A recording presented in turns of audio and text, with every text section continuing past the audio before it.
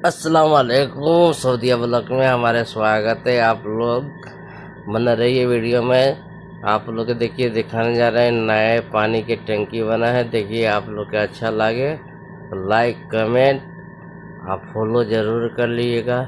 YouTube पर हो तो सब्सक्राइब कर लीजिएगा और कमेंट ज़रूर करिएगा। हाँ हमारा वीडियो आप लोग के अच्छा लगा कि नहीं। ये देखिए सामने दिख रहे ये गाड़ी के जो पास दौरी होता है वो बन रहे हैं नया, बहुत बेहतरीन बन रहे हैं। मैं अंदर भी गए, अंदर के भी आपके पास एक वीडियो डाले थे, देखे होंगे कितना बेहतरीन अंदर दिखाई देता होगा।